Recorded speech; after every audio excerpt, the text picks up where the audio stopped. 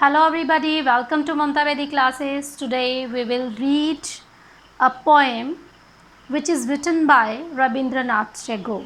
The name of poem is Prayer for Strength. As you know all about the Rabindranath Tagore, he was very famous poet of India and he also written our national anthem.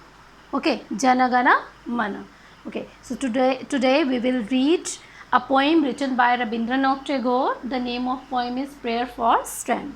First of all, we will read about the poem, what a poet says in his poem. Okay, so let's start.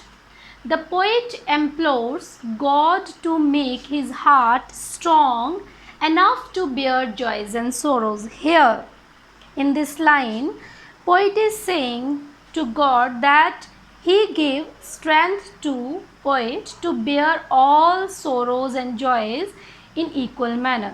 It means यहाँ पर कवि कहते हैं कि ईश्वर उन्हें इतनी ताकत दे, इतनी स्ट्रेंथ दे ताकि वो हर एक सुख और दुख को इक्वल वे से सहन कर सकें. And then he also prays to grant him the strength to help the poor and to make his mind free from everyday issues.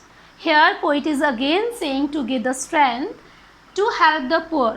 अब यहाँ पे पोइट कहते हैं कि भगवान उनको इतनी स्ट्रेंथ दे. ये क्या है? एक प्रेयर है. प्रेयर मीन्स प्रार्थना, prayer to God.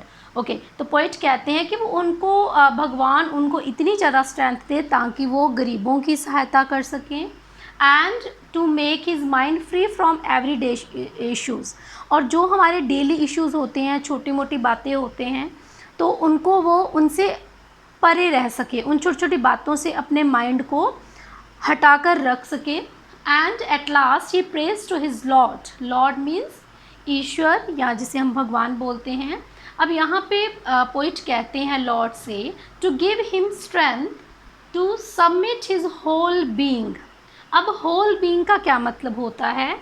Whole being होता है जैसे अपना आप, ठीक है. होल बीइंग होता है संपूर्ण अस्तित्व, अपना आप वो भगवान के आगे सरेंडर कर सकें, आत्मसमर्पण कर सकें ताकि वो हर एक सुख और दुख जो भगवान ने उसे दिए हैं, जिस भी सिचुएशन में रह रहा है पोइट, तो वो कहता है कि वो उसे हंसते हंसते बड़े लाइट हार्टली उसको एक्सेप्ट करे सिचुएशन को. ओके, जो भी रियलिटी है लाइफ की उसको एक्सेप्ट कर सके. तो this is a poem written by our famous poet Rabindranath Tagore, and we start to read the poem. Okay, this is my prayer to thee, my Lord. Strike at the root of penury in my heart.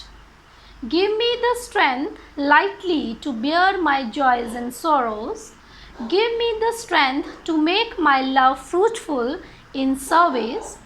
Give me the strength never to disown the poor or bend my knees before insolent might. Give me the strength to raise my mind high above daily trifles. And in last line, poet is saying, and give me the strength to surrender my strength to thy will with love. Okay, you can see in every line, poet is saying to God. Poet is praying to God for giving the strength. तो इस तरह हम इस poem में देख सकते हैं कि हर एक लाइन में पोइट ने बार बार गॉड से कहा है, प्रार्थना की है कि वो उसे स्ट्रेंथ दे. अब पोइट स्ट्रेंथ क्यों चाहते हैं, ये हम इसे वन बाय वन रीड करेंगे और समझेंगे इस पोएम को. This is my prayer to thee. Thee का मतलब होता है तुम. ओके, थी मीन्स तुम. तुम कौन है? My lord. लॉर्ड मीन्स भगवान. यहाँ पर पोइट कहते हैं कि ये मेरी प्रार्थना है तुमसे. तुमसे मतलब भगवान से. Strike at the root of penury in my heart. Strike means होता है टू हिट, किसी चीज़ पर वार करना, हिट करना. जैसे हम हैमर के साथ हिट करते हैं ना, उसी तरह से पोइट कहते हैं कि स्ट्राइक करो.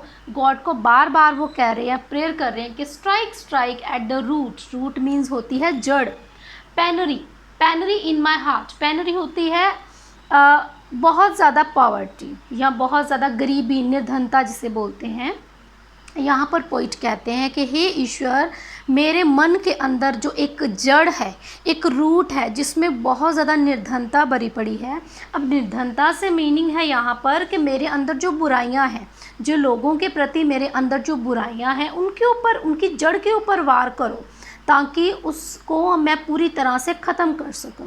देखिए, अब आपने सुना होगा, ये साइंस का कॉन्सेप्ट है कि जैसे कोई पौधा है ना, कोई प्लांट है, तो उसकी जब जड़ सूख जाती है ना, जब उसको जड़ से उखाड़ दिया जाता है तो प्लांट खुद ब खुद सूख जाता है। या फिर उसकी जड़ को अगर हवा लग जाती है या जो उसकी जो रूट है वो सॉइल से बाहर आ जाती है, उसको न्यूट्रिएंट्स वगैरह नहीं मिलते हैं, क्योंकि रूट से ही मिलते हैं ना उसे न्यूट्रिएंट्स, तो फिर वो जो प्लांट है वो खुद ब खुद सूख जाता था। Just like this poet is saying to strike on the root of penury in his heart. Okay, यहाँ पर जो पोइट है वो बार बार कह रहे हैं, बार बार प्रेयर कर रहे हैं गॉड से कि वो उसकी जो रूट है, ठीक है, अगर जड़ ही ख़त्म हो जाएगी तो वो प्लांट जो है, उनके अंदर जो बुराइयों का प्लांट है वो खुद ब खुद ख़त्म हो जाएगा। ओके, आई होप आपको रूट का मीनिंग समझ में आ गया होगा। Next, give me the strength lightly to bear my joys and sorrows. Here poet is saying again to give strength. अब यहाँ पे पोइट द्वारा से कहते हैं कि वो उसे ताकत दे, स्ट्रेंथ दे। किस चीज़ के लिए ताकत चाहिए? Lightly to bear, bear means होता सहन करना, my joys and sorrows. Okay, lightly होता है बिल्कुल लाइट हार्टली, ठीक है, जैसे बड़ी खुशी खुशी से।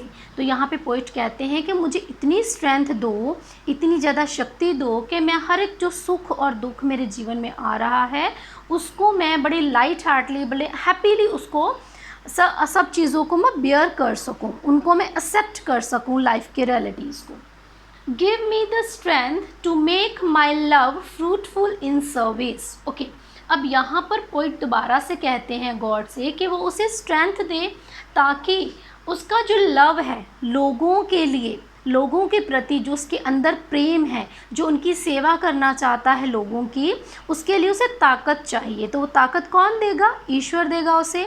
तो यहाँ पर पोइट कहते हैं कि ईश्वर उन्हें ताकत दे ताकि उनकी जो सर्विस है, ताकि जो लोगों की सेवा करना चाहते हैं तो वो उसका कोई परिणाम निकले, फ्रूटफुल होता है जिसका रिजल्ट हो, दैट प्रोड्यूस रिजल्ट। ओके, तो उसका कोई रिजल्ट निकले, उसकी जो सेवा है उसको फल मिले।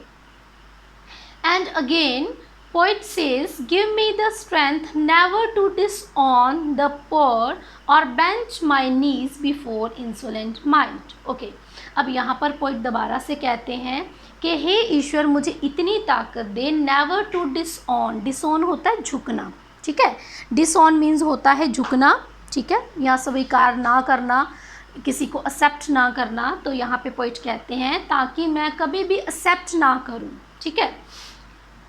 अब देखो, कहता है कि मैं एक्सेप्ट करूँ गरीबों को और कभी भी ना झुकूँ, ठीक है, नेवर बेंच माई नीज, कभी मैं अपने नीज को बेंच ना करूँ बिफोर इंसोलेंट, इंसोलेंट मीन दुष्ट, क्रूअल। ओके, ऐसे पर्सन जो होते हैं हार्टलेस होते हैं, फीलिंगलेस होते हैं, जो दूसरों पर अत्याचार करते हैं। तो ऐसे जो माइट मीन शक्तिशाली, दुष्ट व्यक्ति जो बहुत ज़्यादा पावरफुल हैं, तो उनके आगे मैं कभी ना झुकूँ, और जो गरीब हैं उनको कभी भी मैं अपने से अलग ना करूँ या उनको कभी भी मैं डिसऑन ना करूँ। Okay, next poet is saying again give me the strength to raise my mind high above daily trifles.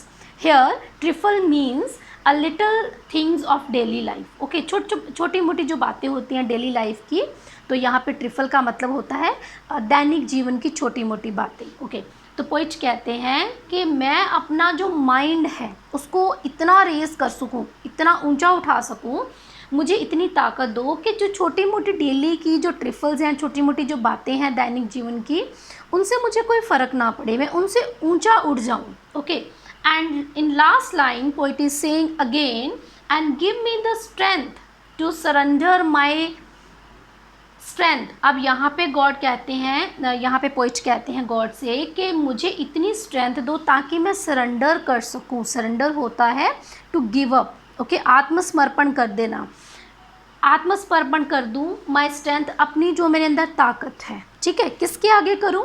To thy will, thy means God, will means इच्छा, तो जो भी ईश्वर मेरे साथ करे, अच्छा करे, बुरा करे, जो भी आप मेरे साथ करते हो, तो मैं उसके आगे आत्मसमर्पण करूं।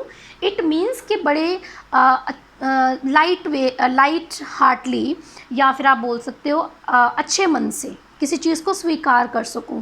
जो भी मेरे साथ सुख दुख कुछ भी होता है लाइफ में, तो उसको मैं हंसते हंसते स्वीकार करूं, और मुझे इतनी स्ट्रेंथ दो कि जो भी मेरे साथ हो मैं उसे ईश्वर की इच्छा मानूं। Okay, his will means God will, तो भगवान की इच्छा को समझ के हर एक चीज़ को एक्सेप्ट करूं। Okay, this is a beautiful poem.